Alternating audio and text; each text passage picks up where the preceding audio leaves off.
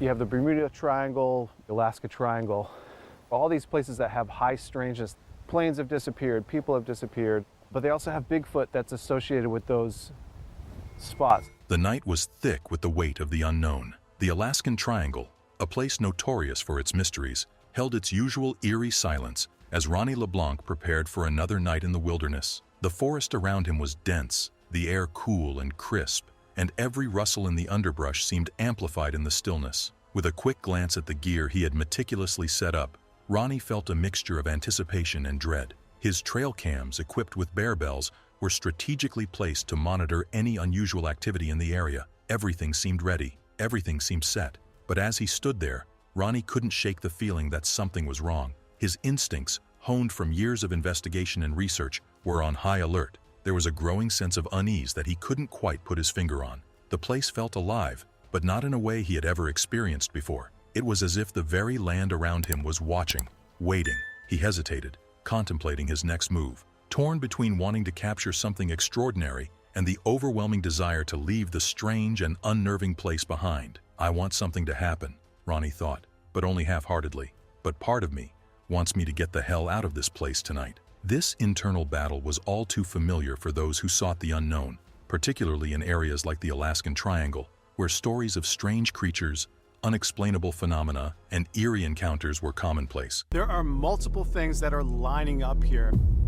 Finding a kill site, the seashells on the top of the mountain, and now to see those same type of shells inside this den by the water, this isn't a coincidence. Ronny had been investigating this region for years, yet every time he went deeper into its heart, the fear and uncertainty never seemed to lessen. After setting the final adjustments, he decided it was time to take a break from the tension of the wilderness. Meanwhile, Bryce Johnson decided to meet someone who had a story that, according to Bryce, might be worth hearing. Earlier that day, a man named Josh had shared a chilling account with him, one that Josh had kept to himself for years. According to Josh, his experience was something that he couldn't shake, something that haunted him every time he closed his eyes.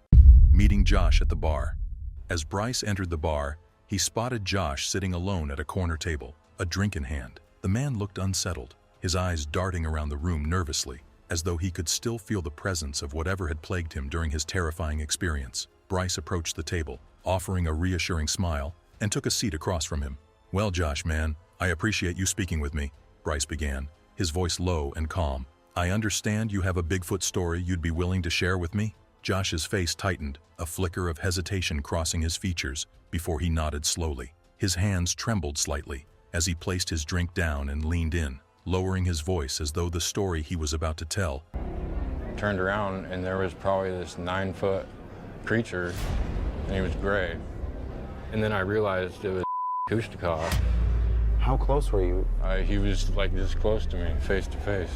Was one that might never see the light of day again. It was like 11 p.m. at night, Josh started, his voice barely above a whisper, as though he feared someone might overhear him. "Something just told me to go up the mountain, just out of nowhere, really. I didn't question it. I just felt this pull, like I had to go up there." Bryce listened intently, trying to absorb the gravity of what Josh was saying. The fact that this man, a seemingly normal guy from the town, was speaking about something so strange, so out of the ordinary, fascinated him. But as Josh continued, it became clear that this wasn't just a random decision. It wasn't a simple hike for the sake of adventure. Something deeper was at play. "I hiked all the way to the top," Josh continued, "but before I got to the top, I ended up blacking out, woke up on the backside of the mountain. No idea how I got there. I started hearing stuff rustling in the bushes. Something was moving. It wasn't an animal. I heard, 'Hello.'" The word echoed in the back of Bryce's mind as Josh spoke it aloud. "Hello?" The simple greeting was enough to send chills down his spine. Whatever had spoken to Josh, whatever had caused him to black out and end up on the other side of the mountain, was no ordinary being. It was something far more sinister. Bryce leaned in, his curiosity piqued. "Do you think something happened up there on top of that mountain?" Josh's face went pale at the memory. "Absolutely," he answered, his voice trembling slightly. "I think it wanted to lure me up there. It was beckoning me. Something, or someone, was trying to get me into those woods. I don't know what it was, but I know it wasn't human." The face-to-face encounter. The silence between them grew as Bryce processed Josh's words. He had heard countless Bigfoot stories during his time investigating the Alaskan Triangle, but this one felt different. This one, was personal, intimate, and downright terrifying. The idea of a creature or force that could manipulate someone's mind and lure them into the wilderness was a terrifying concept. Josh paused for a moment, his hands shaking as he rubbed his temples, as if trying to push the memories back. "I turned around and there it was," Josh whispered, his voice barely audible. "This 9-foot creature. It was gray. At first I didn't know what I was looking at, but then I realized it was Bigfoot." Bryce's heart skipped a beat. This was exactly what he had been searching for. Real evidence of the creature, not just stories or hearsay. But Josh's encounter had something even more unsettling than the creature itself. "How close were you?" Bryce asked, leaning forward, almost unable to contain his excitement and fear. Josh looked Bryce directly in the eyes, his gaze unwavering. "He was like this close to me, face to face." The two men shared a moment of silence, the weight of Josh's words hanging in the air. To come face to face with a creature like Bigfoot was a rare and dangerous occurrence. Many who had encountered the legendary creature never lived to tell their tales, and those who did often described a feeling of utter terror that lasted long after the encounter had ended. "What did it do?" Bryce asked, his voice barely above a whisper, as if speaking too loudly might disturb the delicate nature of the conversation. Josh swallowed hard, his mouth dry. "It just went like this," he said, miming a gesture as though the creature had gestured toward him, then started hissing at him. Bryce's heart raced. He could feel the tension in the air as Josh recounted the event. It was a terrifying image. A massive, gray creature standing face to face with Josh, hissing at him in a way that only heightened the sense of danger. This was no ordinary encounter. This was something supernatural. "And what did you do?" Bryce asked, his voice cracking with concern. "I turned around and took off running," Josh said, his voice cracking as the memory of that night flooded back. "I didn't care where I was going. I just had to get away. But then the cops found me." At this point, Bryce's curiosity reached a boiling point. "The cops? What happened?" Josh's eyes darkened. "They put the cuffs on me and I didn't know why. I was like, what's the problem? I didn't do anything wrong.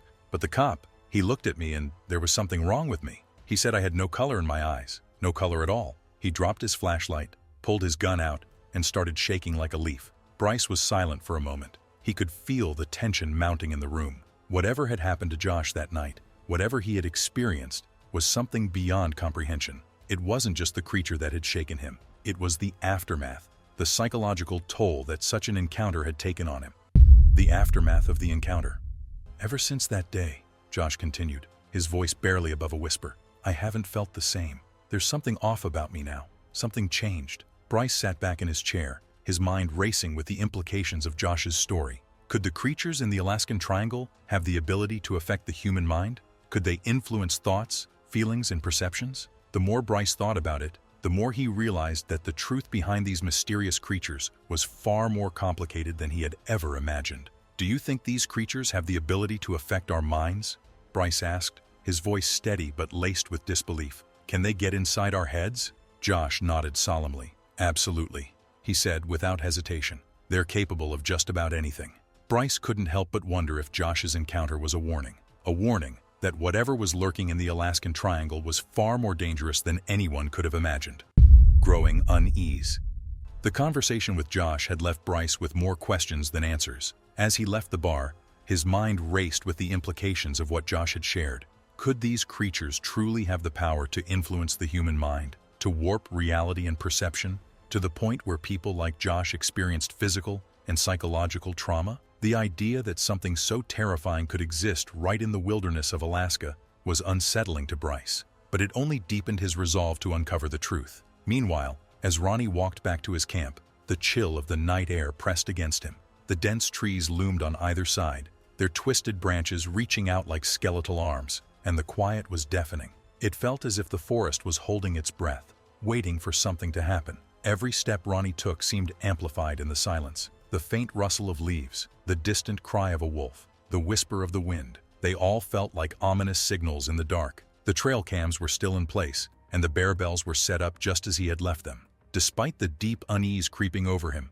Ronny forced himself to check everything one last time. The cameras blinked their green light, confirming they were recording. The bells remained perfectly still, an indication that no large animals had passed through. Yet, something still felt off. Ronny couldn't help but notice how his own thoughts were beginning to turn inward, his paranoia creeping up as the minutes ticked by. He questioned his own sanity as he began to hear strange sounds in the distance, the sound of footsteps crunching through the underbrush, the unmistakable sound of movement. He looked at the trail cams, but there was nothing on the footage, nothing at all. The bells too remained motionless, and yet the sounds persisted, footsteps getting closer and closer, as if something was coming for him. Was it an animal? A bear? A wolf? Or something else entirely?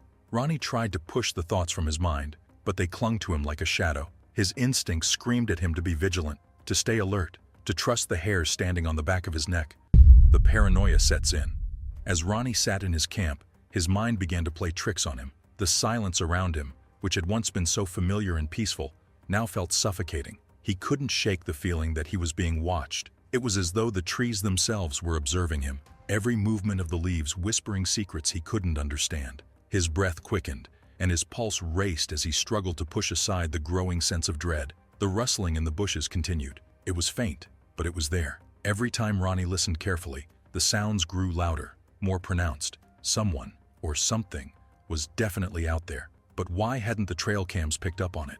Why weren't the bells ringing? It didn't make sense. Ronny's hands shook slightly as he reached for his camera. He needed to document this. He needed proof of what was happening. The paranoia inside him was starting to take hold, and he was desperate to capture anything, any movement, any sign that could explain what was going on. He stared into the dark void of the forest, his eyes scanning every shadow, every flicker of movement. But there was nothing, just the stillness of the Alaskan wilderness stretching out into the unknown. But that wasn't all. The real terror, the real mind-bending experience was just about to unfold. An unseen presence. As Ronny continued to sit there, his camera in hand, he became more and more convinced that something was out there, something that was just beyond the reach of his sight. He began to hear sounds that he couldn't explain, a faint whispering, as if something was calling his name from the shadows. Ronny, the voice was soft, barely audible, but it was unmistakable. His name echoed in the night air, coming from a direction he couldn't quite pinpoint. Was it a human voice, a trick of the wind, or was it something else entirely? Ronny's heart skipped a beat as he swung his camera toward the sound. His hands were shaking, the lens of the camera trembling as he tried to focus on the darkness around him. He scanned every inch of the forest, every tree, every shadow, but there was nothing there. No person, no animal, nothing that could explain the voice he had just heard. "Ronny?" The voice came again, closer this time. A chill ran down his spine as his eyes darted from one side of the camp to the other, but still, there was no sign of life. His breath became shallow, his chest tight with fear. His body tensed as the voice seemed to grow louder, as though it was coming from the trees themselves. Then came another sound, a rustling, not from the bushes or the trees, but from behind him. Ronny froze, his eyes widening in terror. Slowly, he turned around, expecting to find something lurking just behind him. A bear, perhaps, or even a person playing tricks on him. But again, there was nothing. No figure, no creature, no movement at all. The hairs on the back of his neck stood on end as a wave of nausea washed over him. What was going on? Why did it feel like he wasn't alone? Why did it feel like there was something just out of sight, something hidden in the darkness, watching him? Ronny's thoughts swirled in his mind as his fear intensified. He couldn't tell if he was imagining things or if something truly was out there. Every sound, every movement seemed to heighten his sense of dread, and still, the camera showed nothing, no evidence, no visual proof of the strange events happening around him. Ronny's breaking point.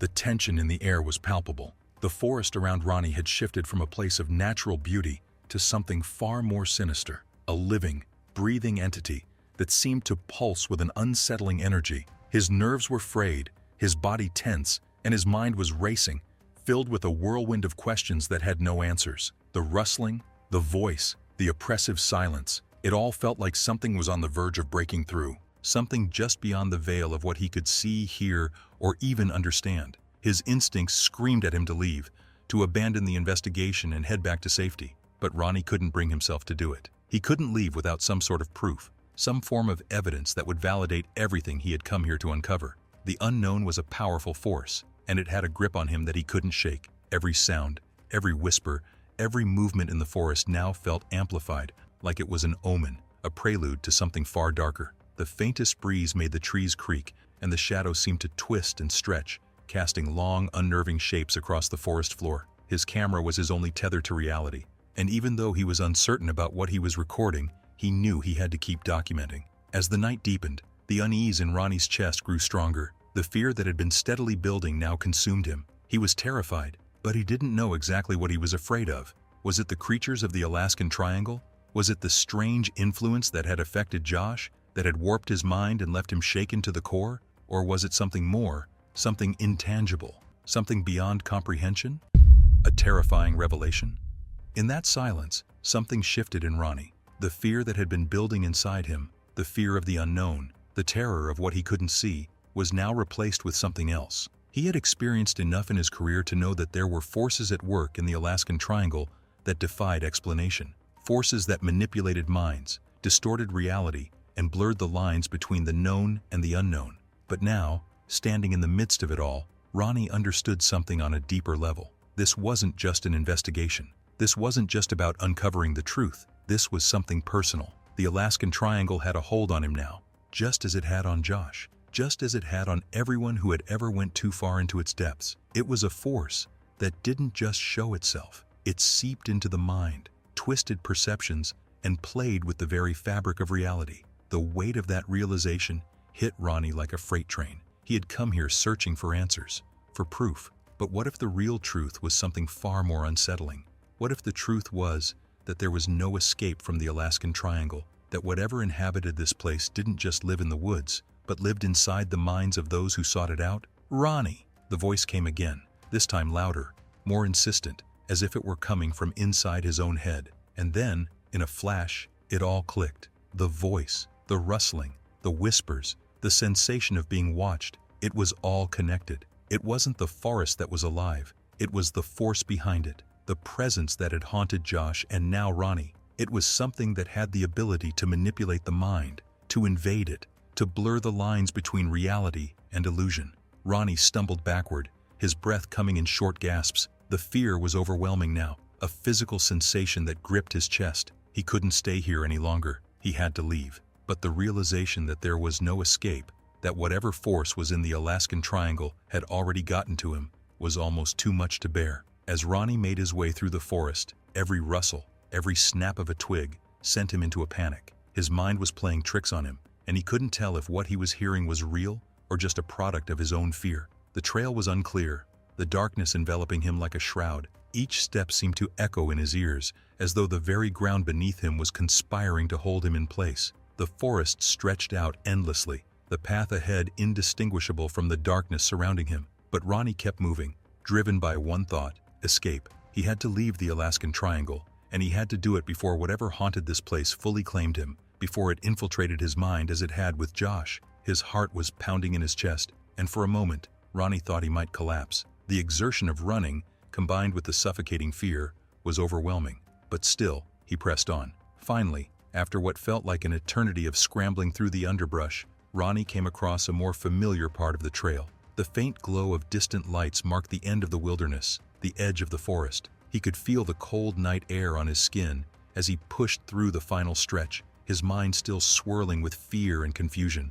What had he experienced? What had Josh experienced? Were they just the victims of their own minds, or was there something more terrifying lurking in those woods, something ancient, powerful, and far beyond human comprehension? Ronny didn't know the answers. All he knew was that he was alive, and that the Alaskan Triangle was not a place for answers. It was a place for those who were brave enough to go in and foolish enough to believe they could escape. But Ronny LeBlanc had survived, for now.